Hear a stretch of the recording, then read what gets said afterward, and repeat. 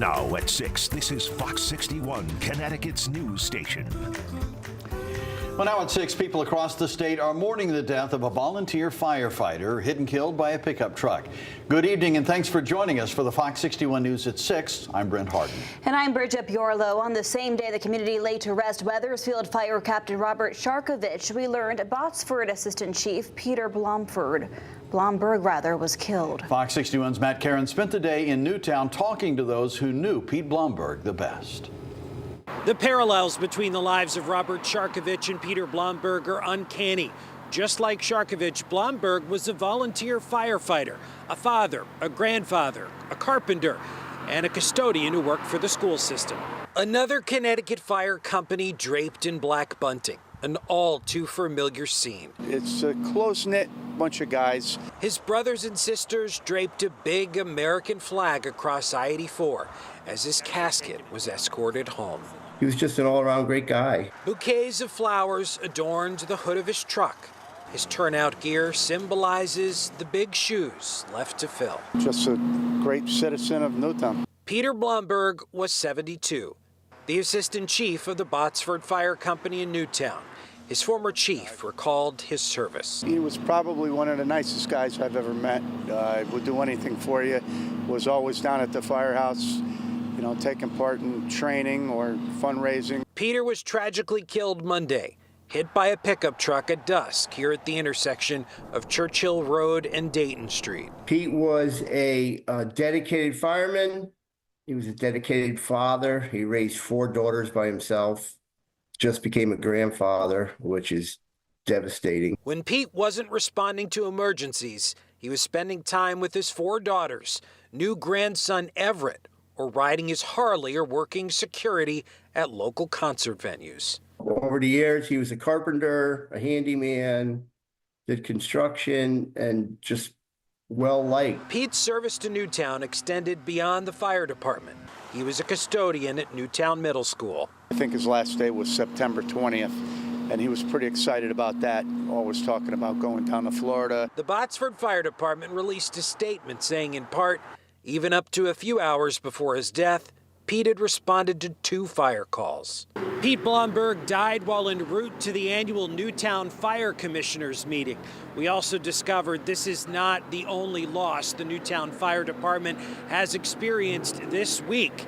The Hollyville Fire Company just had to say goodbye to longtime senior member Bill Brunetti. Reporting in Newtown, Matt Caron, Fox 61, Connecticut's news station. All right, may his memory always be a blessing. Matt, thank you. And new here tonight, the wait is finally over in Waterbury. After 4 years of construction, the Route 8 and I-84 Mixmaster Rehabilitation Project is just about finished. Fox 61's Kayla Cade is live in Waterbury now. Kayla, this has been a long time coming. Some great news for drivers there. Most definitely, guys. It's a $223 million project that extends the life of multiple bridges within the interchange.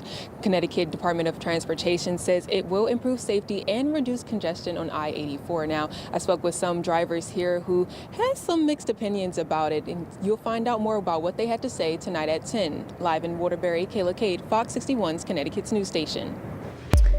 All right, Kayla, thank you very much. Let's get a check now on the forecast. A brisk Tuesday, and the clouds are rolling in now. Yeah, Chief Meteorologist Rachel Frayne joining us now. Rach, weirdly nice to say we're going to get some rain. I know, no complaints, right? We need the rain so badly. We finally have a few in the forecast before those temperatures really warm up later this week. We're looking at 70s, even highs approaching record as we head into Halloween itself.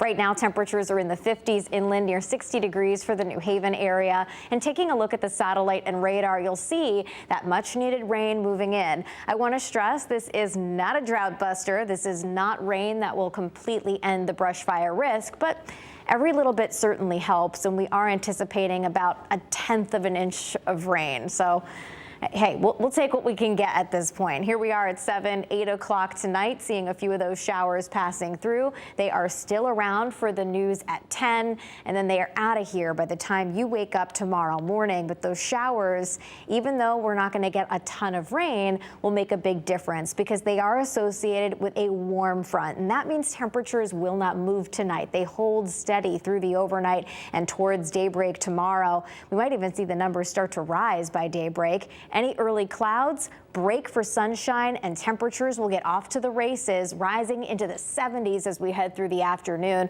Lower to middle 70s for most of inland Connecticut, but I think upper 60s for Groton, New London. It's a mild night tomorrow night, and then it gets even hotter as we head into Halloween, as temperatures could approach daily records. We're going to talk more about the warmth in store, how long it lasts, and the rain that follows to help cool us off this weekend. Your full forecast coming up in just a few minutes, guys. Rachel, thank you very much. And just 1 week to go now until Election Day, believe it or not. While polling still shows a very tight race between Kamala Harris and Donald Trump, other minor party candidates still have their hat in the ring for the White House. Also, we're talking about congressional races and, of course, the state seats. Fox 61 political reporter Emma Wolfhorst joins us to explain why third-party candidates are still a part of the conversation.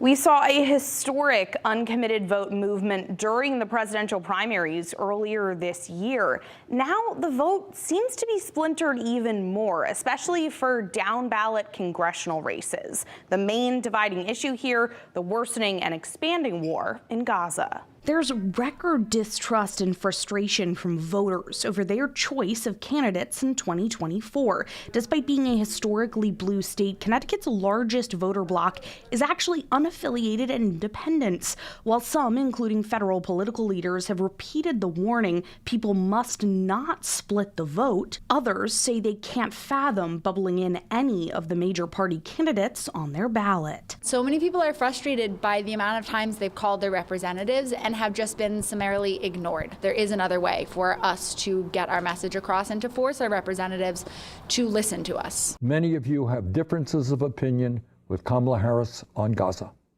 So do I. But we cannot sit this election out. Trump has got to be defeated. During the April primary, more than 7,600 registered Democrats in Connecticut voted uncommitted for the presidential candidate, about 11% of the turnout. What was meant to be a primary movement to get the presidential administration and congressional delegations' attention is now continuing for many who say they're ready to cast their votes for more third-party candidates. For historical context here, though, in the 2020 presidential election, more than 27,000 residents ended up voting for candidates other than the Democratic or Republican, nearly 1.5% of the total vote here. That number grew slightly, but still stayed under 2% of the vote for all congressional races in 2020. In the studio, Emma Wolfhorst, Fox 61, Connecticut's news station. Emma, thank you. A portion of a $3 billion funding grant has been earmarked for Connecticut. Specifically, the New Haven Gateway Terminal. They're receiving $34 million to implement greener technology at the Port of New Haven. The team at the Gateway Terminal says they'll use the money to invest electric cargo handling equipment and solar energy systems as well. The end goal was to reduce greenhouse emissions and modernize the port. Tweed Airport launched a website that will allow you to track local aircraft activity and noise levels. It's called WebTrack. It shows flights, noise level graphs, and noise monitoring locations.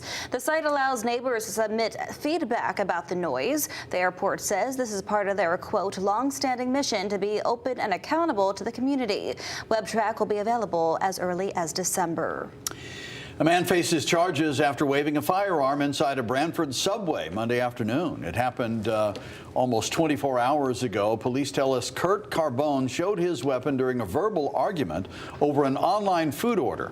Police found Carbone driving on North Main Street and pulled him over. When officers arrested Carbone, they found a 9mm Glock on him. He is charged with second-degree threatening and reckless endangerment. Carbone paid his $15,000 bond. Hilario Truck and Service Center is settling its junk fees case against the state. Attorney General William Tong says the company violated state laws by overcharging drivers and insurers when their vehicles were towed.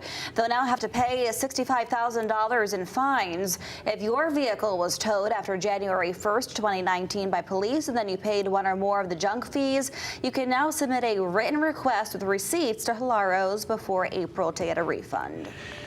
New video out of Litchfield tonight showing the aftermath of a fuel tanker rollover. It happened at the intersection of East Street and Northfield Road yesterday afternoon. The driver was not injured, but there was a small oil leak, and it took crews hours to clean everything up. They were able to eventually get that truck upright as well.